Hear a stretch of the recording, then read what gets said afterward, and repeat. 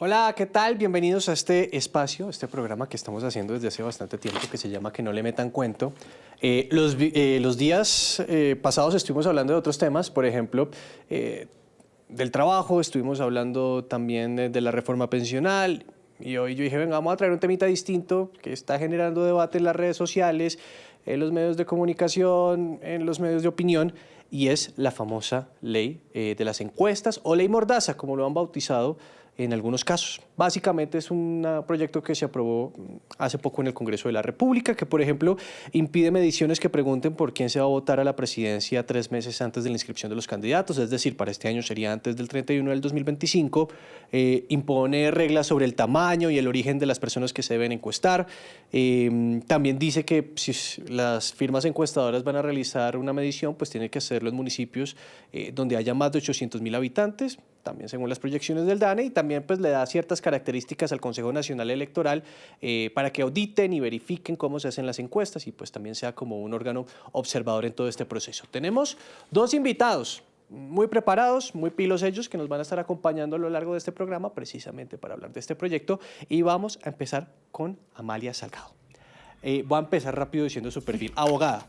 Así es. Especialista en Derecho Administrativo. También. Y Gestión Pública. Así es. Y también fue cónsul. También. O sea, más preparada que el o sea, una trayectoria grandísima. Bienvenida. De 7 años de experiencia acá en Nada trabajo. más, imagínese. Sí, por todo el país. Por el país también. Trabajando por el país Bueno, y conociendo todo el país. ¿De Acacías? ¿Es De Acacías Meta. Usted ahorita estamos hablando, somos medio paisanos. Ella es de Acacías, mi familia es de San Martín Meta. Un saludo para la gente que nos ve en los Llanos Orientales. Sabroso el tema por allá. Y esperemos se sientan bien representados con Amalia. Muchas gracias. Gracias, Nicolás. Bueno, y vamos a hablar con Gerson Ortiz, un periodista que en lo personal admiro mucho. Nos cruzamos en varias ocasiones en el Congreso de la República para hablar de muchos temas y yo dije, venga Gerson, pues encontrémonos para hablar sobre la ley de las encuestas. Es comunicador social y periodista, me dijo, dígalo así, con nombres y apellidos. Experto en política porque lleva muchísimo tiempo patoneándose el Capitolio Nacional. Y ustedes seguramente lo han leído de vez en cuando en La Silla Vacía porque hace unas investigaciones muy rigurosas. Gerson, hombre, bienvenido, chévere tenerlo hoy. Nicolás, Amalia, un gusto saludarlos, chévere poder compartir esta tarde con ustedes. Bueno, vamos a empezar. Yo no sé si tenemos vocecitas de los jóvenes que opinan sobre la ley de las encuestas, porque me gustaría que los escuchemos antes de empezar con el debate, porque pues este es un programa hecho para jóvenes y para que pues puedan participar en nuestras redes sociales, Facebook, Instagram, X o Twitter, como usted lo conozca, y ya les voy a dar el número celular para que también se conecten y nos envíen preguntas, pero vamos a ver lo que piensan los jóvenes sobre este proyecto, la ley de las encuestas. ¿Qué tanto afecta en la opinión política? Veamos. No mucho, la verdad. No le dedico mucho tiempo a la política porque a pesar de ciertas cosas, pues siempre va la corrupción. Un poco, sí. Creería que igual el pensamiento o lo que sale a raíz de las encuestas demuestra mucho lo que está pasando. Entonces creería que sí influye bastante. No, porque no estoy interesado en la política. Sencillamente le perdí el interés y la verdad no le hago caso a esas encuestas que realizan. Pues bueno, basarse en lo que responde la gente y mirar si lo que uno opina puede ser igual o diferente. No. Porque considero que más allá de una encuesta es la realidad con la que uno vive. No realmente, supongo que me dejo guiar más por lo que veo en redes sociales y lo que aprendo pues de cada persona que uno ve, de cada político que uno ve y de la imagen que está dando socialmente. Para nada, porque desde luego yo tengo mis propias creencias desde mi familia, ellos me han apropiado a mí de mi posición política, entonces no tiene nada que ver. Opiniones muy distintas, algunos a favor, muchos en contra, pero lo cierto es que todos en algún momento nos cruzamos con una encuestica y no es por nada, pero ahí vemos los números. Y Gerson, espere, es que estoy haciendo cuentas, usted y yo que vamos a estar muy pendientes de este calendario electoral, pille.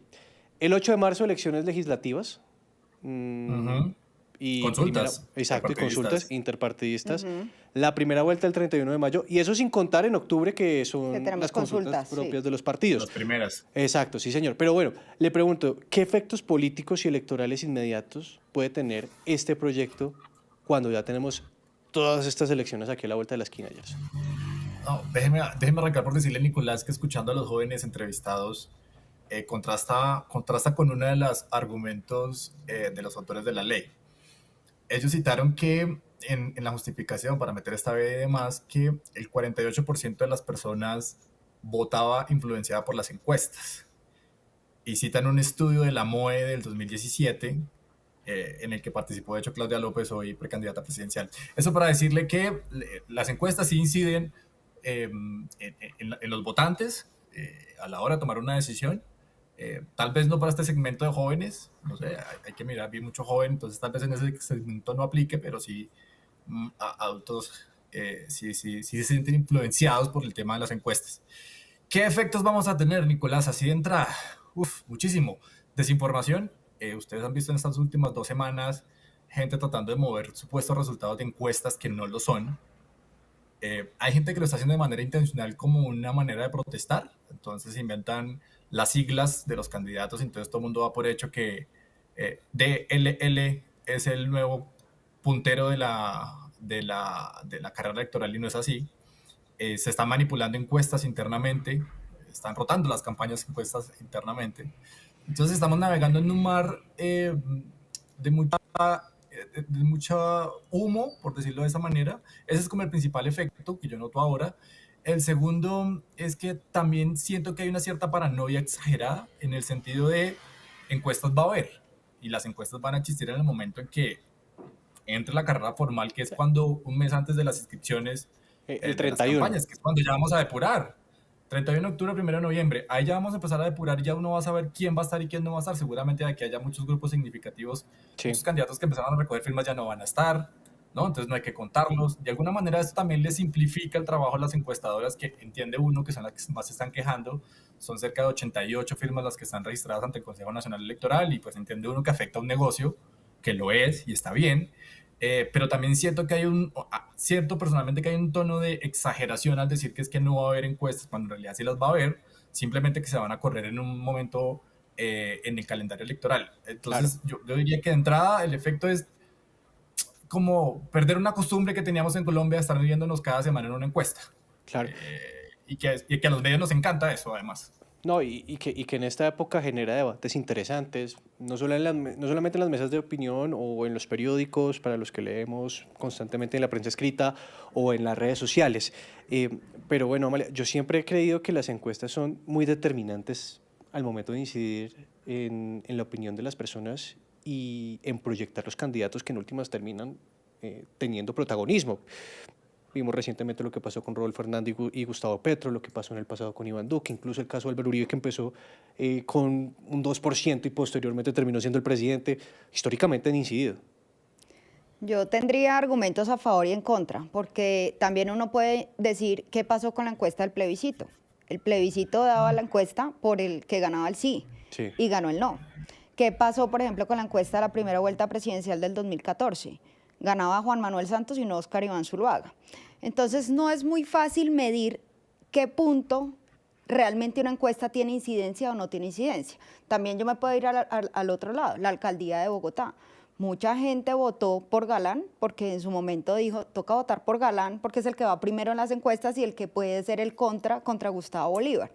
Pero así como yo te puedo dar argumentos a un lado, también te puedo dar argumentos y ejemplos al otro lado. Entonces, fácticamente no está comprobado la incidencia de que pueda tener una encuesta en los electores, pero sí hay un punto que para mí es fundamental, y es que tú sí estás coartando derechos fundamentales de los ciudadanos, de la libre expresión y de la libre información.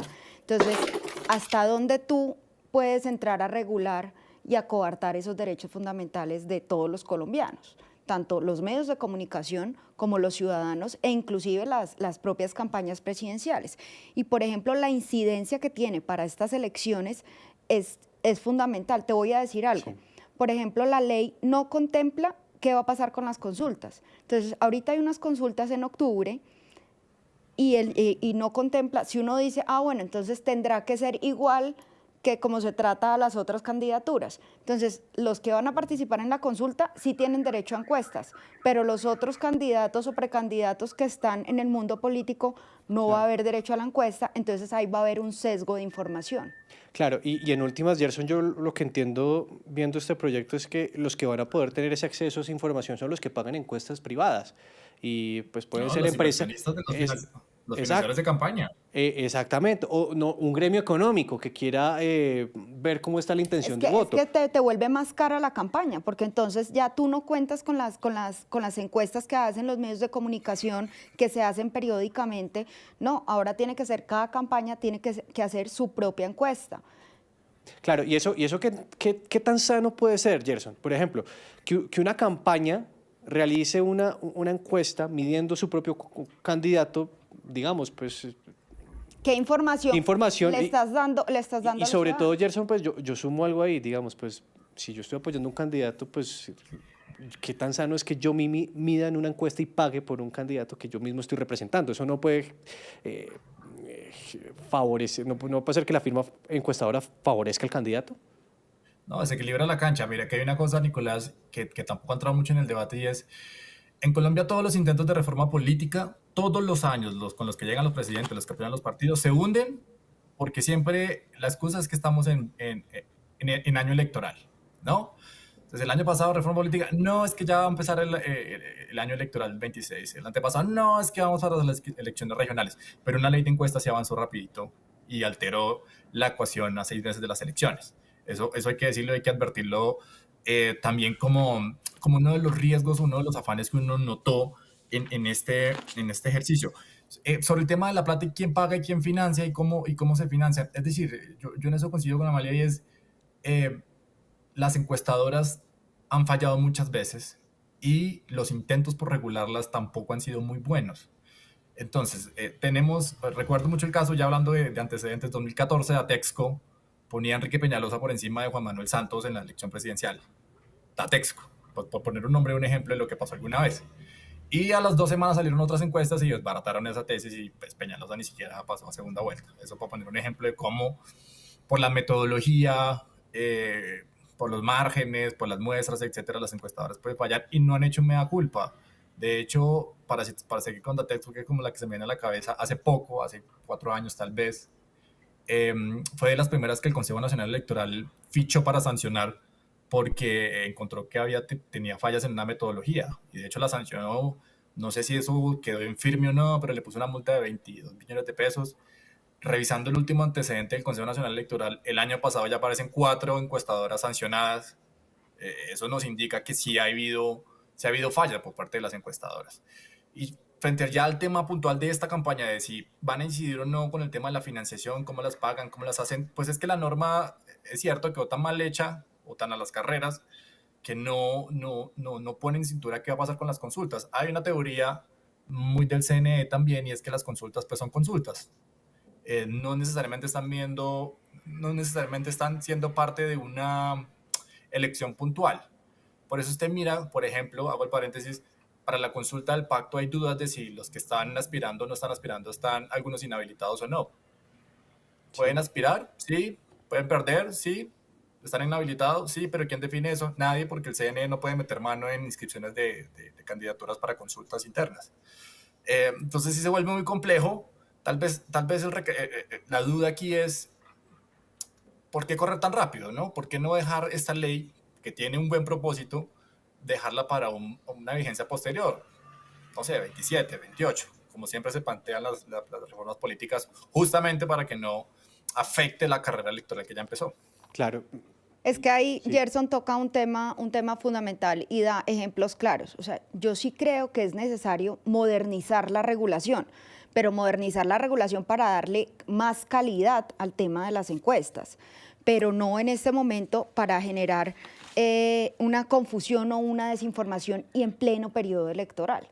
Entonces, coincido completamente con Gerson porque sí creo que es necesario modernizar la regulación, pero modernizar para mejorar, para darle calidad, para que realmente se vean aspectos técnicos y no para coartar como está pasando en este momento y más en este momento de desinformación.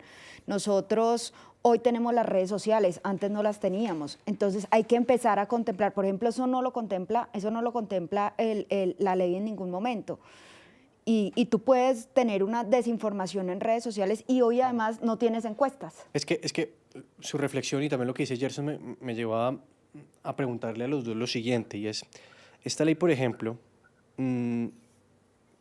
podría ser que en las redes sociales donde hemos visto que se hacen sondeos, son las encuestas que no son verificadas, pues podrían empobrecer, por ejemplo, el debate y afectar el panorama electoral. Estás desinformando y sin ningún mecanismo de vigilancia, de calidad o de control. Entonces, Gerson. No, ahí también volvamos al origen de la ley. ¿Quién la movieron? ¿No? Entonces usted ve que son Paloma Valencia, precandidata presidencial, Angélica Lozano, esposa de otra precandidata presidencial, Clara y López. Clara López, precandidata presidencial. ¿Ya? Entonces, claro, esto no pasó. Hemos hecho mucho también, me da culpa en los medios de decir, es que pasó por debajo del radar, no la vimos venir, etcétera, etcétera. Los encuestadores tampoco hicieron ruido. La MOE se pronunció tímidamente. Las 3 senadoras dicen, este proyecto no es nuevo, esto viene desde 2020, y efectivamente es así, en el código electoral se metió, después se cayó. Pero uno sí ve la intención, hay una intención, y con jugadoras que están en el partido presidencial. Hay que decirlo también que el proyecto original no contenía la veda de los 4 meses. El proyecto original se metía con la muestra, con el tamaño, con los márgenes, con el Consejo Nacional Electoral, pero fue Paloma Valencia en el segundo debate con una proposición que se aprobó a pupitrazo, la que metió la veda de los 4 meses. Eso también hay que advertirlo.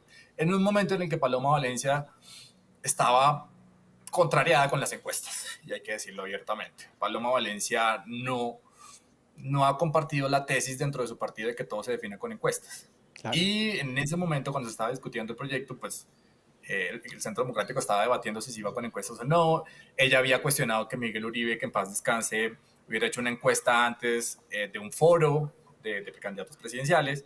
Entonces también hay que mirar el contexto político en el que se dio la aprobación de la ley. Entonces, para decirlo, que hay unos intereses marcados que están bien, ¿sí? Pero pues que también hay que hacerle énfasis en eso y no caer en lo que decía Amalia de la desinformación, que a mí me preocupa y me angustia mucho eso, y es de los dos lados, ¿no? Entonces sale la ley y los de derecha dicen que fue el régimen de Gustavo Petro el que le puso mordaza a las encuestadoras. No fue así, fue el Congreso de la República el que lo aprobó, el presidente simplemente firmó. ¿Coincide? ¿Al presidente le gusta la ley? Posiblemente sí. Uno lo puede notar, por ejemplo, con que Armando Benedetti, el ministro de Interior, le haya dado el visto bueno a esa ley, pero no es una cosa gubernamental, no es una cosa de mordaza ni de censura, es un instrumento político, podemos decirlo así, de políticos que están en el Congreso, que quieren hacer política para el 2026. Ya quedamos en manos de la Corte Constitucional, porque como decía Amalia, aquí también está en discusión si están vulnerando derechos fundamentales, ¿no? El derecho al acceso a la información, a la participación política y demás. Claro. Y tiene, sí. Además, Nicolás tiene, por ejemplo, en uno de los artículos está instaurando una comisión técnica de vigilancia del Consejo Nacional Electoral. Está creando un cuerpo adicional en el Consejo Nacional Electoral. Eso tiene impacto fiscal y no hay concepto fiscal del Ministerio de Hacienda. Entonces, eso viene siendo un vicio para el proceso legislativo. Y es que ahí me lleva una pregunta. ¿Qué tan sano es que los mismos políticos, porque el Consejo Nacional Electoral pues se dice que son magistrados, pero son políticos, algunos dicen tienen un origen político. Son magistrados, no les quite la chapa. Sí, pero eso no quita que pues no son jueces. No tienen... No, realmente son jueces, son magistrados, pero tienen un origen político, la elección. A eso voy, que tienen un origen político. Y alguna vez escuché un político criticándolos por Twitter en medio de todo este debate que se dio en torno a la ponencia de Gustavo Petro, que son políticos quemados, que tal vez aspiran al Congreso y como no pueden, pues terminan ocupando ese importante cargo. Pero bueno, ¿qué tan sano es que los mismos políticos estén vigilando las encuestas que se hacen a los políticos? Y no solo eso, hay otro factor de mayor gravedad ahí, y es que la ley contempla que unos datos sensibles deben ser entregados por parte de las encuestadoras al Consejo Nacional Electoral. Por eso. Entonces, eso sí es... ¿Pero qué tan sano es eso? No, eso no es sano. O sea, eso no es sano porque además parte de la estructura de las encuestas es la confidencialidad.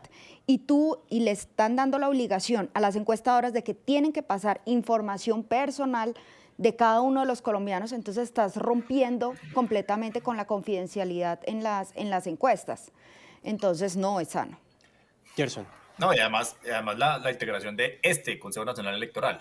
Entonces, tenemos a Álvaro Hernán Prada, que se quemó tratando de saltar de la Cámara al Senado, con una experiencia dudosa que lo llevó al CNE, ¿no? Recuerden que para ser magistrado del CNE uno tiene que demostrar que tiene 15 años de experiencia, y parte de la experiencia de Prada fue decir que fue abogado de un gimnasio que tuvo con la mamá.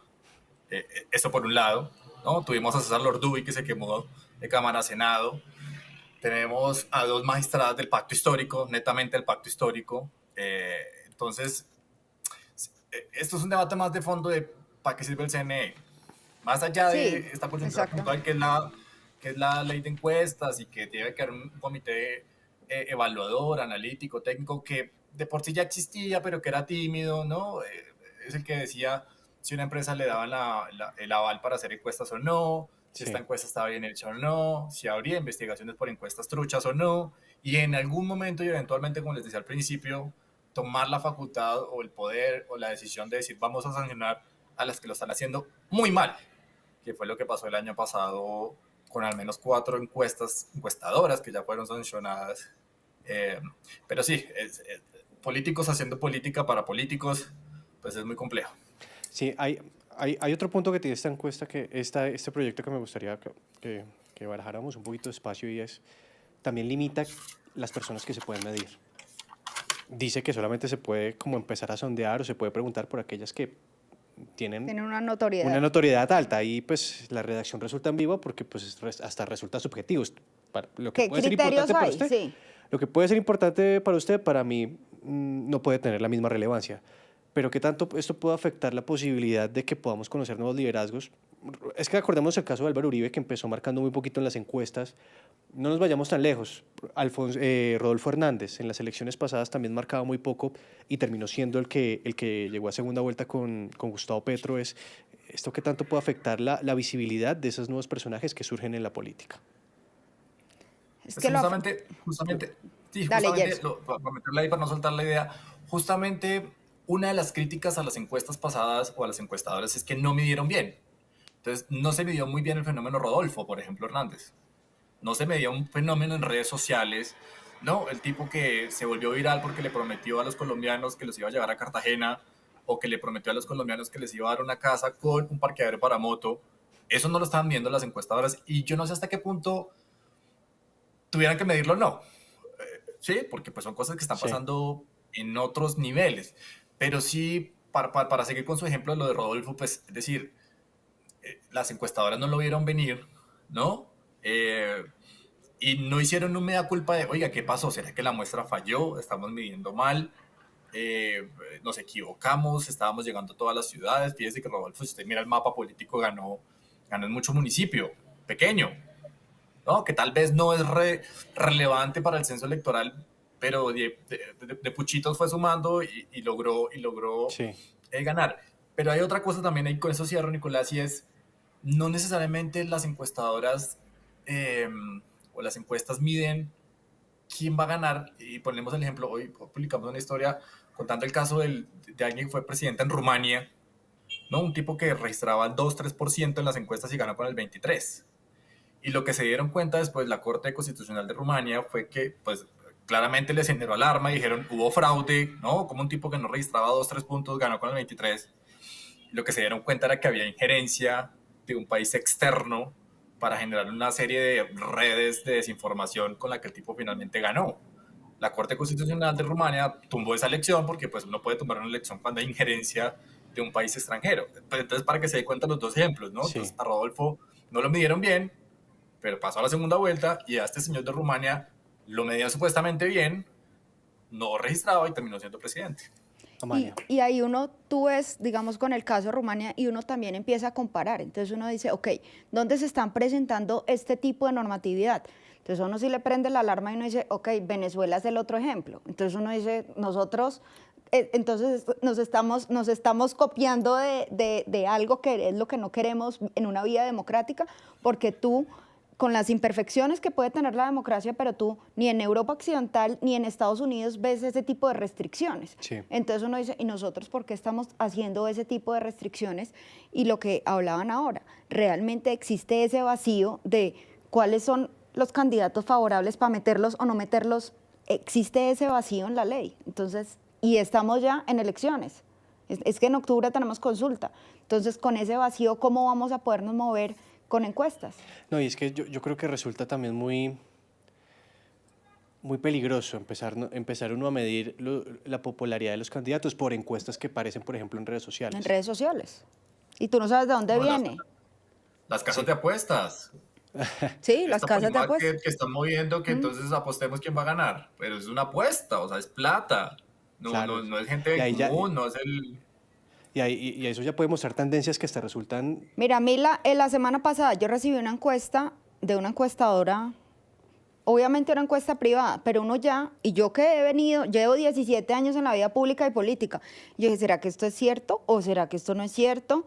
Y era una firma completamente conocida, pública, y yo dije, no tengo, ya después supe de dónde, es una encuesta privada, pero si uno que está metido en este mundo, imagínate cómo será el ciudadano de a pie, qué puede pensar y qué puede interpretar de los datos que le están dando. Bueno, pues estamos ya llegando... Pero Gerson, que ya estábamos como...